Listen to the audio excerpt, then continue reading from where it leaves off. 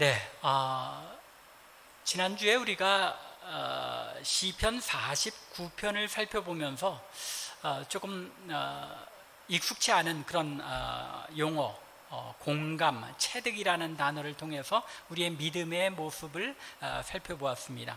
우리 신앙의 단계에 우리가 공감하고 동의하는 그런 단계에 이른 신앙이 있는 반면에 또 거기서 더 한 걸음 발전해서 자신이 공감하고 동의하는 것이 삶 속에 그대로 반영되어서 드러나는, 실천하며 행하는 그런 체득의 단계에 이르는 그런 신앙의 삶이 있다고 말씀드렸습니다.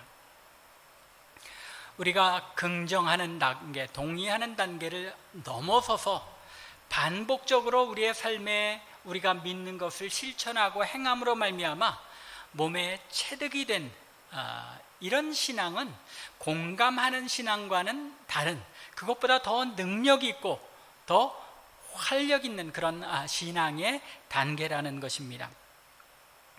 운동선수들이 운동할 때 보면 이런 단계가 분명히 드러나죠.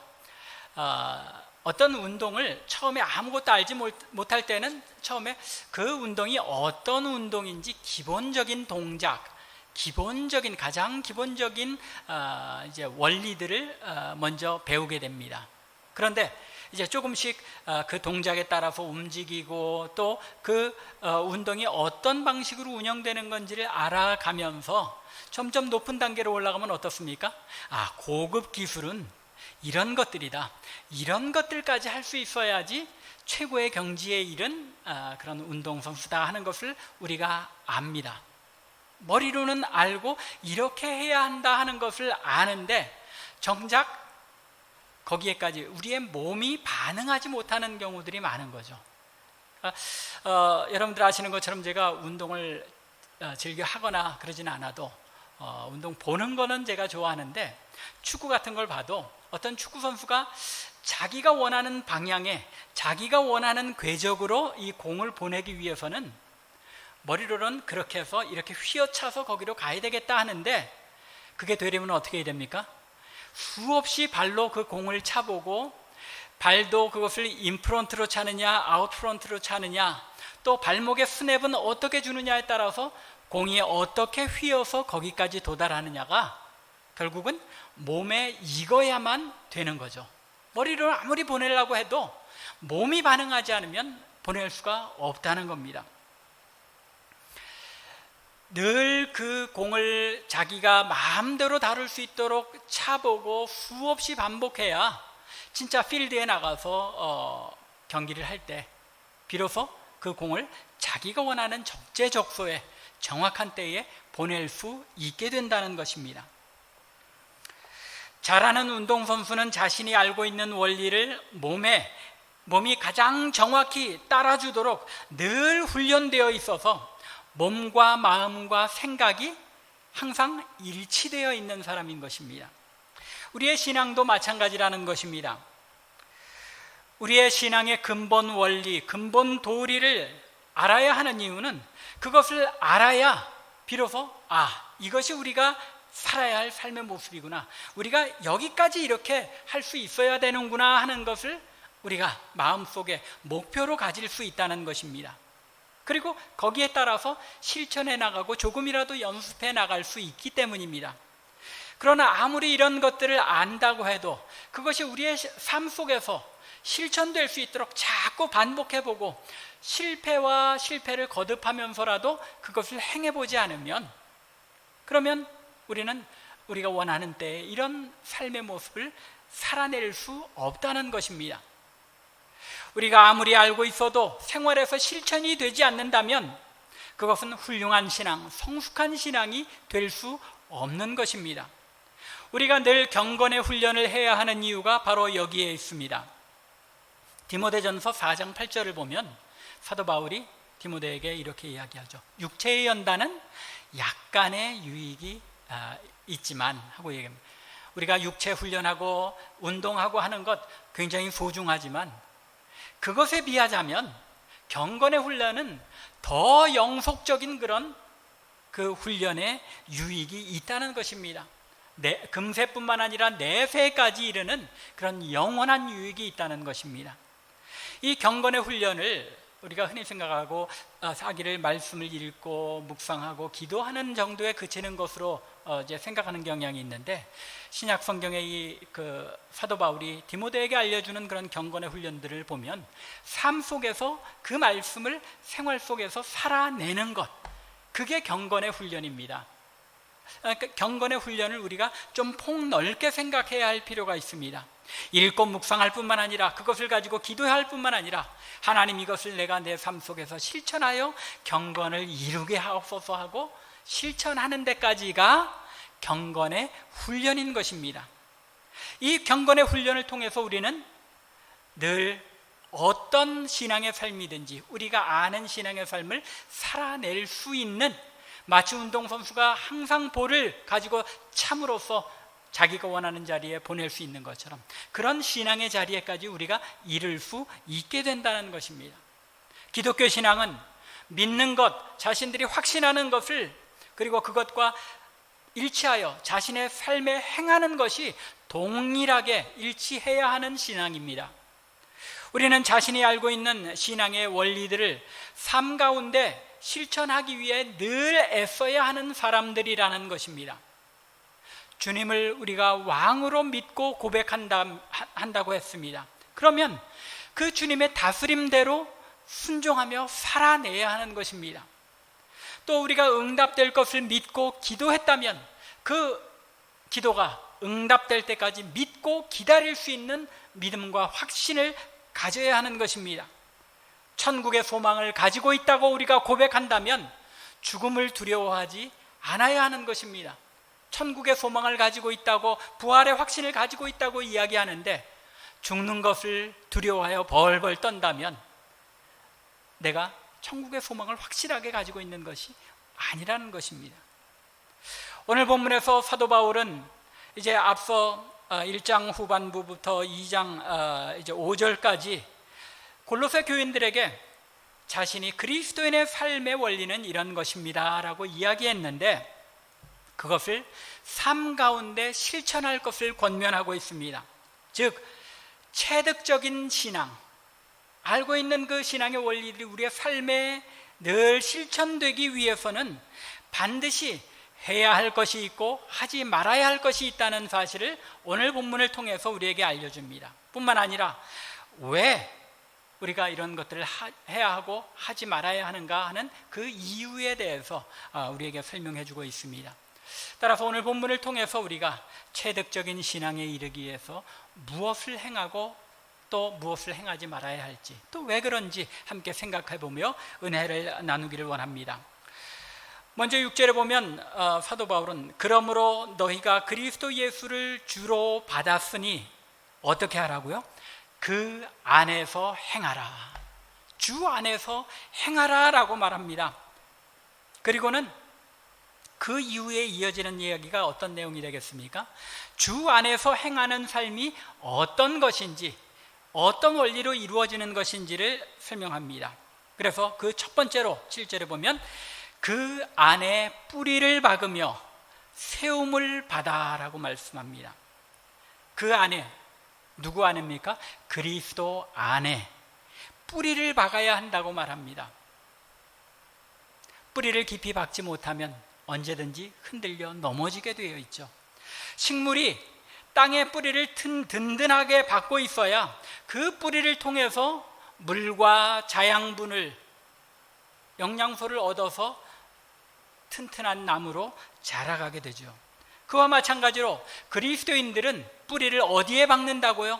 이 땅에 뿌리를 박는 것이 아니라, 우리의 생각이나 또 우리의 철학이나 사상의 뿌리를 박는 것이 아니라 그리스도 안에 뿌리를 박아야 한다는 것입니다. 이것이 우리와 세상 사람들을 나누는 특징인 것입니다. 세상 사람들은 이 세상에 돈의 뿌리를 박으려 하고 명예의 뿌리를 박으려 하고 또 이 세상의 어떤 사상과 어떤 정치적인 성향들, 이념들의 뿌리를 박으려고 하지만 하나님의 백성들은 뿌리를 어디에 든든히 박아야 한다고요? 그리스도 안에, 예수 그리스도 안에 뿌리를 박아야 한다는 것입니다.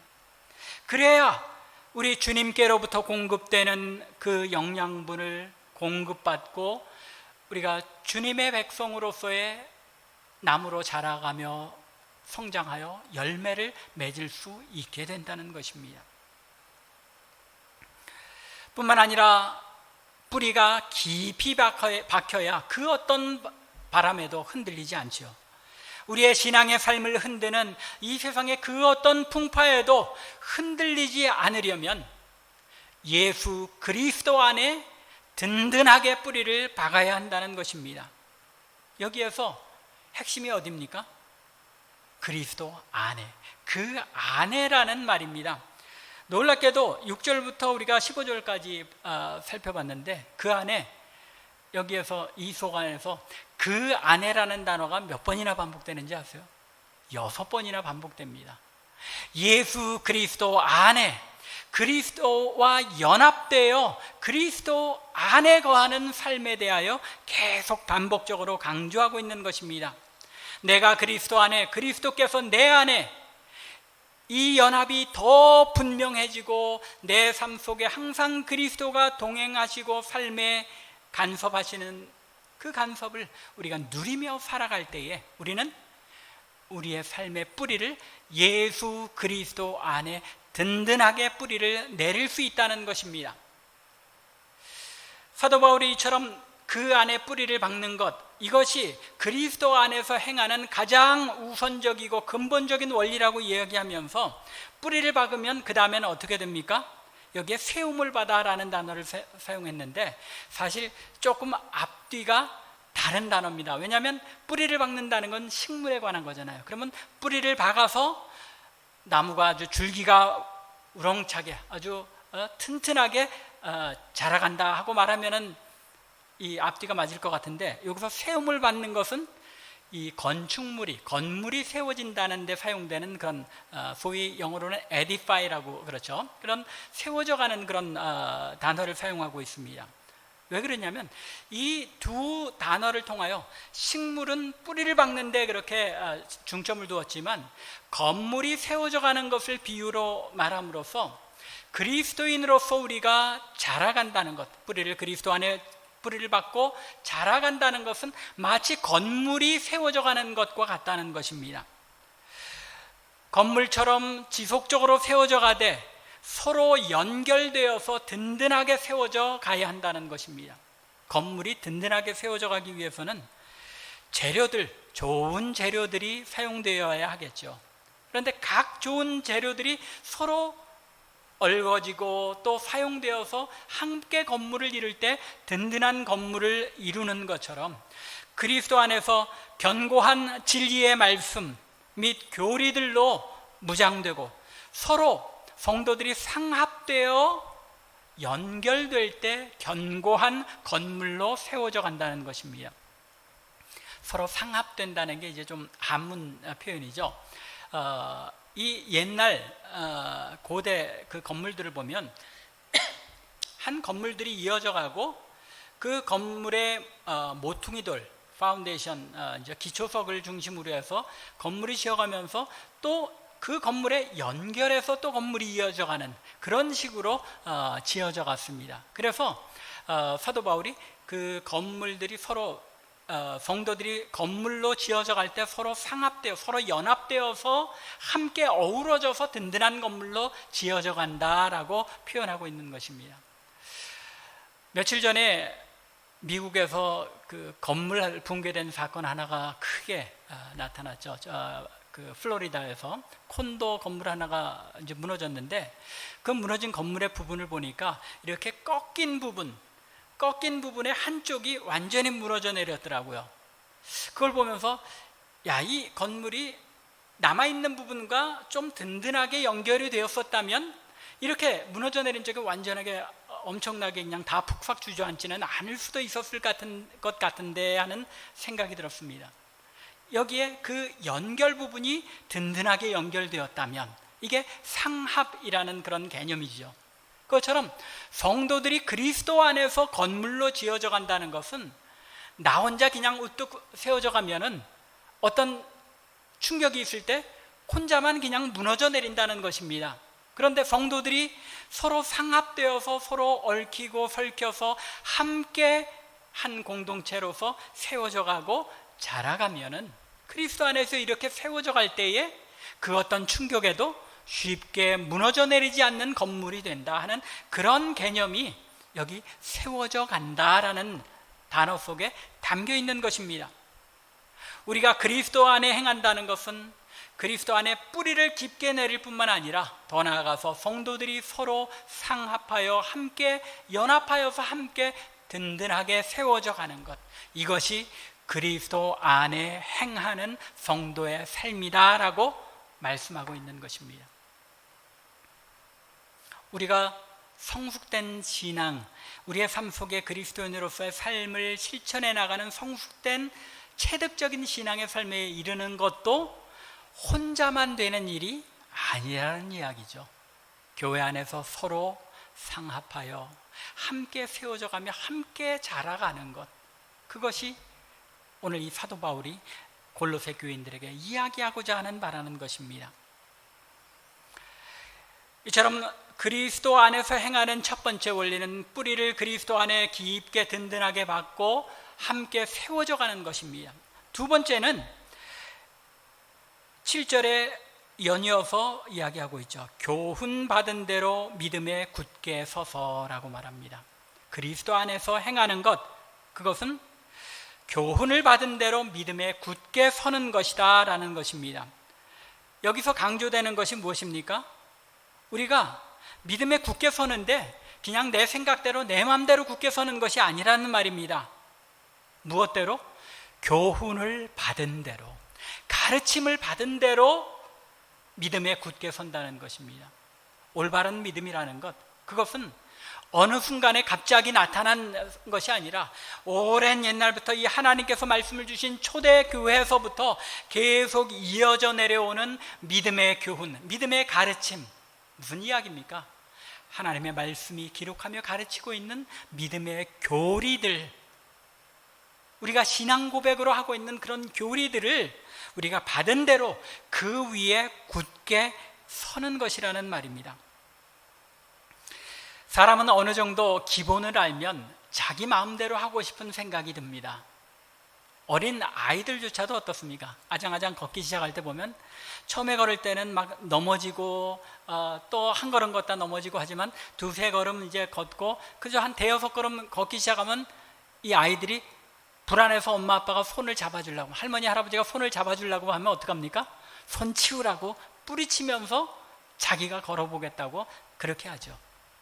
이게 사람의 모습입니다. 뭐 운동도 마찬가지인 것 같아요. 저도 어려서 스케이트를 이제 배울 때 보면 스케이트를 배울 때 그냥 얼음 위에 이제 설 수 있고 조금 지칠 수 있게 되니까 그 다음부터는 어떤 기초고 뭐고 없이 내 맘대로 그냥 움직여보고 싶은 생각이 드는 겁니다. 맘대로 휘둘러 보고 싶은 겁니다. 그게 우리 인간의 마음이라는 겁니다. 그것처럼 우리의 믿음 생활에도 기독교 신앙이라는 것이 어떤 것인지 조금 알게 되면 그 다음부터는 하나님의 말씀이 계속 기본적인 것, 우리가 알아야 할 그 도리들을 깊이 있게 가르치고 있음에도 불구하고 더 깊은 것, 그런 것까지 이것만으로도 내가 예수 믿는 삶을 내 맘대로 살아보겠다고 자신의 생각과 이 세상적인 그런 신앙의 풍조에 따라서 마음껏 자신이 원하는 신앙생활을 하고 싶어 하는 것, 그게 예수 믿는 사람들도 가지고 있는 인간적인 모습이라는 것입니다.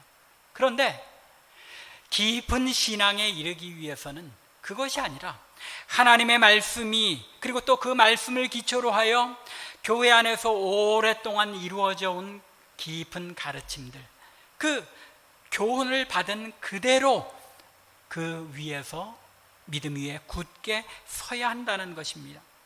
기독교는 내가 생각하는 대로가 아니라 말씀에 따라 교훈을 받은 대로, 가르침을 받은 대로 그 위에 순종하는 태도가 더해질 때에 믿음 위에 굳게 설 수 있는 종교라는 것입니다. 하나님의 뜻이 아닌 자신의 생각대로 행하게 될 때에 결국에는 어떻게 되는 겁니까? 불순종의 길에 빠지게 되는 것입니다. 이것이 구약의 역사잖아요. 이스라엘 백성들이 하나님의 백성으로 구원함을 받았지만 여전히 하나님을 섬긴다 하면서도 자신들이 누리고 싶은 것, 자신들이 하고 싶은 것, 하나님의 말씀이 금하고 있음에도 불구하고 그것을 자신의 마음대로 행하려 했다가 그것이 불순종의 길이요 멸망의 길이 되지 않았습니까? 교훈을 받은 대로 그 위에 믿음 위에 굳게 서야 하는 것임을 우리가 꼭 기억해야 한다는 것입니다. 체득적인 신앙에 우리가 나아가기를 원하시죠? 그렇다면 하나님의 말씀이 가르치는 깊은 진리까지 우리가 체득하며 그것을 실천하며 행할 때에 체득적인 신앙에 이르게 된다는 것입니다. 그 결과 이제 그리스도 안에서 행하는 삶으로서 우리가 그리스도 안에 뿌리를 받고 세움을 입으며 또 교훈을 받은 대로 믿음에 굳게 서게 될 때에 결국은 어디에 이른다고 말씀합니까? 감사함을 넘치게 하라. 그렇게 행할 때에 우리의 삶에 체득적인 그런 신앙, 우리가 믿음의 교훈을 받은 대로 실천하는 그 신앙에까지 이르게 될 때에 우리의 삶 속에서 나타나는 것은 무엇입니까? 감사할 수 있는 삶이라는 것입니다. 나 자신만이 하나님께서 원하시는 삶을 이렇게 살아낼 수 있으니 감사합니다라고 그 감사가 넘치기도 하지만 또한 우리의 주변 사람들도 우리를 보고 하나님을 영광 돌릴 수 있는 그런 감사의 삶이 우리 가운데 이루어진다는 것입니다. 이것이 우리가 체득적인 신앙을 얻기 위하여 행해야 할 일들이라는 것입니다. 첫 번째는 무엇이라고요? 뿌리를 깊이 받고 세움을 받는 것. 두 번째는 우리가 배운 믿음의 교훈 위에 믿음에 굳게 서는 것. 그러므로 말미암아 감사하는 자리에 이르는 것. 이것이 체득적인 신앙에 이르기 위해서 우리가 꼭 해야 할 일들이라는 것입니다. 이어서 사도 바울은 이렇게 해야 할 일들과 더불어 그러면 하지 말아야 할 것은 무엇이냐라고 우리에게 알려줍니다. 8절에 나와 있죠. 누가 철학과 헛된 속임수로 너희를 사로잡을까 주의하라. 이것은 사람의 전통과 세상의 초등학문을 따르며 그리스도를 따름이 아니니라. 무엇을 하지 말라고요? 헛된 속임수로, 이 철학과 헛된 속임수로 우리를 사로잡을까, 즉 우리를 믿음의 길에서 벗어나게 하지 않을까 늘 조심해야 한다는 것입니다. 철학사주에 사로잡혀 신앙을 버리게 될까 늘 주의해야 한다는 것입니다. 무슨 이야기입니까? 이것을 주의하지 않으면 우리는 인간의 속성상 이 세상에 우리를 유혹하는 헛된 가르침들에 쉽게 넘어가 버릴 수 없는 것이 우리 인간이라는 것입니다. 골로새서가 쓰여지던 당시에는 철학이라는 것이 개념이 오늘 우리가 생각하는 것과 다릅니다. 오늘날에는 철학하면 무슨 철학자들만 이제 어떤 한 분야 뭐 분석 철학이니 뭐 또 실존 철학이니 해서 아주 전문화된 깊은 사상의 내역을 들어가는 것처럼 생각하는데 옛날 고대 시대의 철학은 그게 아니었습니다. 이 헬라어의 필로소피라는 그런 이름 자체가 어떤 뜻이냐면 필로스, 좋아한다, 사랑한다는 뜻이죠. 소피아, 지혜를 사랑하는 것, 그것이 철학이었습니다. 그래서 철학이라는 것이 어떤 특별한 학파로서, 물론 뭐 그 당시에도 플라톤 학파, 아리스토텔 학파 다 이렇게 있었지만 그것보다는 삶 가운데서도 지혜로운 삶을 늘 추구하며 사랑하며 살아가는 것, 그것이 철학을 한다는 그런 개념이었습니다. 그렇기 때문에 오늘 본문에서 이 헛된 철학과 헛된 속임수라고 이야기할 때 여기서 중요한 것은 그저 종교나 생활에 필요한 지혜를 탐구하며 살아가는 것, 그것을 주의하라는 이야기가 아니죠. 강조점이 어디에 있는 것입니까? 이 철학이라는 것을 통하여 헛된 가르침으로, 속임수로 우리를 사로잡는 것, 그것을 주의하라는 것입니다. 단순히 당시의 헬라 철학 사상에 빠질까봐 그것에 주의하라는 그런 의미가 아니라 헛되이 속이는 철학, 즉 세상의 전통에 근거한 철학에 빠져서 그리스도를 떠나게 될까, 그리스도를 잃게 될까 주의하라는 것입니다. 왜냐하면 참 진리에 근거하지 않은 종교나 사상은 특징이 있다는 것입니다. 그 그 특징이 어떤 것입니까? 첫 번째는 헛된 속임수라는 말 속에 나타나는 것처럼 사람들을 속이는 특징이 있다는 것입니다. 즉 말하자면 그들이 하는 말 자체를 들어보면 그럴듯하고 대단해 보이지만 실제적으로는 완전히 헛된 것이고 속이는 것이라는 말입니다. 오늘날 우리의 삶 속에도 그런 것들이 많이 있죠. 이 세상 사람들이 완전히 속아 넘어가는 것이 어떤 것들이 있습니까? 진화론. 그렇잖아요. 진화론에 세상 많은 사람들이 얼마나 속아 넘어가서 진화론이 진리인 것처럼 생각을 하고 있습니까? 사람을 속이는 그런 어떤 특성이 있다는 것입니다. 요즘 많은 사람들을 현혹하는 동성애에 대한 이야기들, 그렇죠?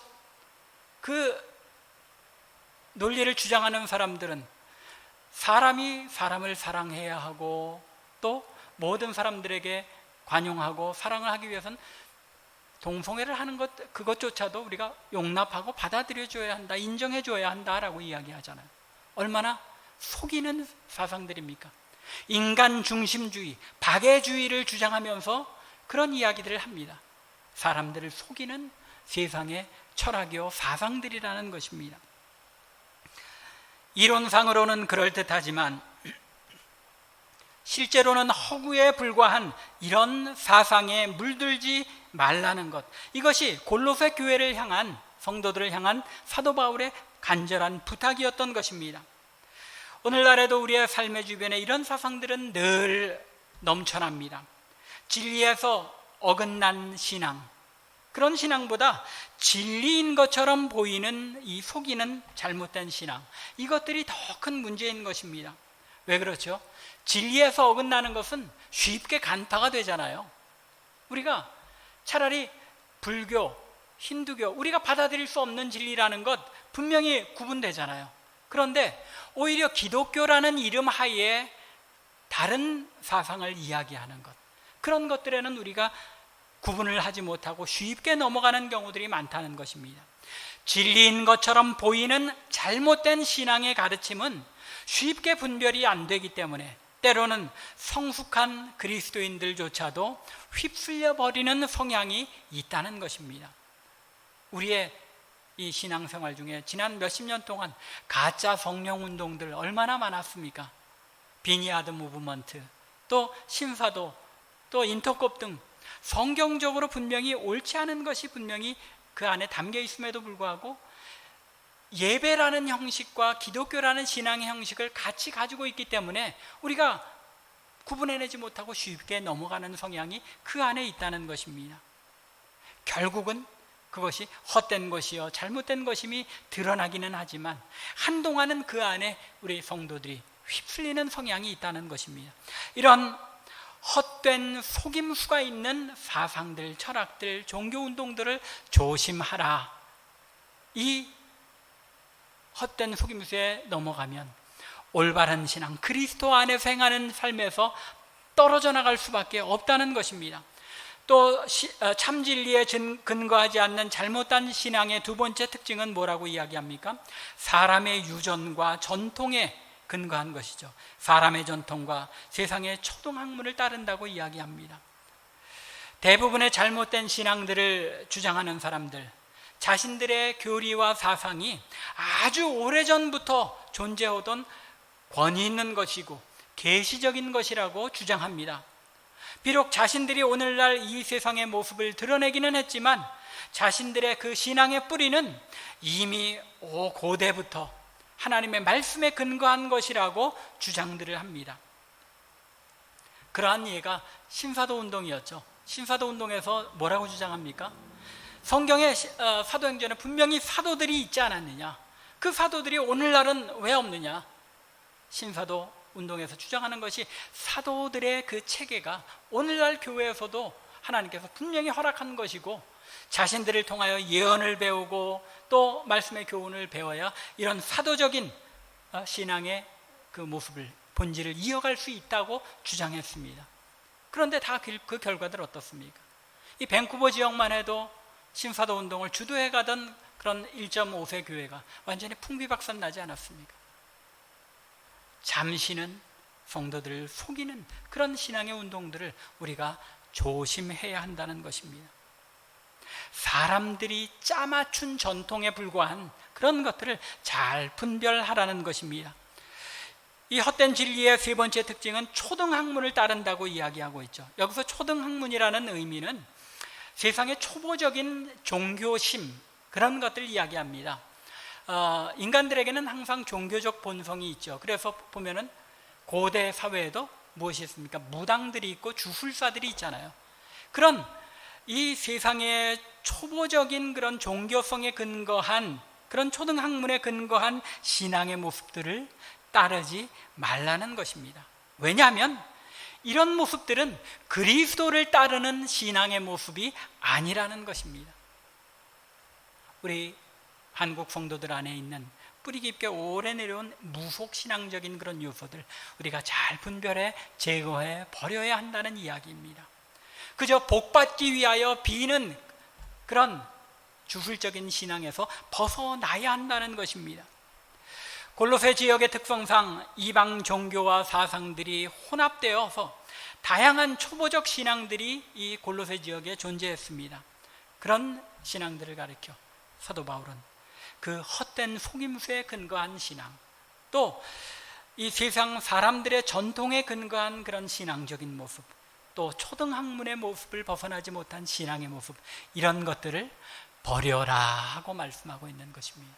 우리가 그리스도 안에서 행하는 신앙의 삶에 성숙되어지고 체득적인 신앙에 이르려면 이런 잘못된 습관들을 버려야 한다는 것입니다. 운동선수들 잘못된 습관이 있으면은 이 자신이 원하는 대로 그 플레이를 펼칠 수 없잖아요. 그런 것과 마찬가지로 성도도 이런 잘못된 신앙의 요소들을 우리가 자신도 모르게 가지고 있으면 그것을 떨쳐버리지 않는 한 하나님께서 원하시는 참 신앙의 모습을 우리의 삶 속에 언제든지 순종하며 이루어드릴 수 있는 이런 체득적인 신앙, 성숙된 신앙에는 이를 수 없다는 것입니다. 바로 여기에 말씀을 잘 분별하고 신앙을 분별해서 이 세상에, 또는 우리 기독교 신앙 안에도 들어와 있는 잘못된 신앙의 모습들을 분별하고 제거해 나가야 하는 이유가 있는 것입니다. 우리가 동성애를 반대해야 하는, 동성애를 인정하는 그 기독교 신앙을 용납하지 말아야 하는 이유가 또한 여기에 있는 것입니다. 어떻게 기독교 신앙을, 하나님의 말씀이 정확무한 하나님께서 우리에게 주신 절대적인 삶의 근거가 되는 말씀이라고 인정한다는 기독교인이 동성애를 억셉트할 수 있느냐는 것이죠. 진정한 보수적인 우리의 말씀 중심주의의 신앙의 근거함은 그것은 더 이상 기독교 신앙이 아니라는 것입니다. 기독교 신앙이 아니죠. 하나님이 분명히 금하고 있는 그런 말씀들을 용납하는 것, 있을 수 없는 일이라는 것입니다. 그런 잘못된 신앙의 모습들을 우리가 떨쳐 버려야 한다는 것입니다. 그리고 마지막으로 이 사도 바울은 이 이후의 부분 9절 이하 15절에서 우리가 이렇게 그리스도 안에서 행하는 삶을 이루기 위해서 행해야 할 것, 하지 말아야 할 것, 그 이유에 대해서 이야기합니다. 왜냐하면 이제 9절과 10절에서 이렇게 이야기합니다. 그 안에는 신성의 모든 충만이 육체로 거하시고 너희도 그 안에서 충만하여졌으니 그는 모든 통치자와 권세의 머리시니라. 우리가 그리스도 안에서 행하는 이런 삶, 그리스도 안에 뿌리를 내리고 세움을 입고 또 교훈을 받은 대로 믿음에 굳게 서고 감사함을 넘치게 하는 이런 삶을 사는 동시에 헛된 속임수를 버리고 또 세상 사람들의 전통과 초등학문에 근거한 그런 잘못된 신앙들을 버려야 하는 이유는 예수 그리스도 안에는 신성의 모든 충만, 굉장히 표현이 추상적이죠. 무슨 이야기냐면 하나님의 하나님 되심의 모든 풍성함이 그리스도 안에 넘치도록 나타나고 있다는 것입니다. 예수 그리스도의 육체 안에 그 하나님의 하나님 되심이 넘쳐나고 또 우리도 예수 그리스도 안에서 이 신성의 충만함에 참여하게 되었다는 것입니다. 우리도 그 안에서 충만하여졌으니, 그리스도 안에서 우리가 이렇게 충만해졌기 때문에 이 세상의 유혹과 잘못된 신앙의 흐름에 거기에 따라갈 수 없다는 것입니다. 그러면서 뭐라고 말씀합니까? 그는 모든 통치자의 권세와 머리시니라. 예수 그리스도께서 만물의 통치자요 권세자이시기 때문에 6절에서 뭐라고 말씀했죠? 그리스도 예수를 주로 받았으니, 무슨 이야기입니까? 그리스도 예수를 구세주로 받았다고 이야기하지 않고 예수를 주로 받았다고 표현합니다. 예수를 우리의 삶의 주인으로, 왕으로 삼았는데 그 주님 안에 이렇게 하나님의 하나님 되심이 충만하고 우리도 그 충만함을 누리는 그런 자리에 이르렀으니, 주를 왕으로 삼는 그 삶의 모습을 우리 안에 이루어야 하기 때문에 우리는 그리스도 안에서 행하는 이 삶들을 이루어 가야 한다는 것입니다. 12절부터 15절의 내용에서는 그리스도와 함께 우리가 장사되고 세례로 장사되고 죽은 자들 가운데서 일으키신 하나님의 역사를 믿음으로 말미암아 그 안에서 우리도 일으키심을 받았다. 우리가 예수 믿는 사람이 어떻게 되었나 하는 그 원리를 이야기하고 있죠. 다시 길게 반복하지 않겠습니다. 예수님의 그 죽으심과 십자가의 죽으심과 부활로 말미암아 우리가 세례를 받음으로써 그 죽으심과 부활에 동참하여 새 생명을 얻고 예수 그리스도를 우리의 삶의 왕으로 모셨기 때문에 우리는 그리스도 안에 행하는 삶을 살지 않을 수 없는 자들이 되었다는 것입니다. 그렇기 때문에 이런 일들을 행해야 하고 이런 일들을 행하지 않아야 한다고 오늘 말씀에서 우리에게 강조하고 있는 것입니다. 여기서 중요한 것, 그리스도 안에서 이 일들이 이루어졌다는 것입니다. 그 안에서 새 생명을 얻었고 그 안에서 우리가 충만하여졌다는 것입니다. 그리스도 안에서 그리스도와 연합됨으로 말미암아 우리는 그리스도를 주로 받게 되었고 그리스도를 왕으로 모시는 삶이 되었기 때문에 우리는 성도의 삶에 일어나는 그 모든 일들은 그리스도 안에서 그리스도와 연합되어서 이루어지는 일들이 되어야 한다는 것입니다. 예수를 주로 받았다는 것, 그리스도를 내 삶의 왕으로 고백하였다는 것을 여러분들이 늘 기억하시기 바랍니다. 입으로는 주님을 나의 주님으로 왕으로 내가 모셨습니다라고 고백해놓고 내 뜻대로 하는 일들은 있을 수 없다는 것입니다. 그리스도 안에서 순종으로 행해야 한다는 것입니다. 그리스도 안에 뿌리를 든든히 받고 그 안에서 공급하시는 충만함을 누리게 될 때 우리는 감사함의 자리에 이르게 된다고 사도 바울이 약속했습니다. 또 하나님께서 우리에게 약속을 주셨습니다. 그리스도 안에서 성령께서 내 안에서 말씀에 순종하게 하시는 그 능력에 따라 순종하며 행하는 삶을 늘 연습하는 것, 이것이 경건의 삶임을 꼭 잊지 마시기 바랍니다. 그리스도 안에서 행하는 우리들 되기를 바랍니다. 이러한 경건의 훈련을 잘 감당하여 늘 우리 주님의 뜻에 순종함으로 말미암아 감사가 넘치는 삶, 체득적인 신앙의 수준, 우리가 무엇인지 하나님의 말씀을 통하여 알고 있는 그리스도인의 삶, 하나님의 백성의 삶을 능히 살아낼 수 있는 이런 체득적인 신앙의 삶에 이르는 저와 여러분들, 우리 참빛교회 되어지기를 주님의 이름으로 간절히 축원합니다. 기도드리겠습니다.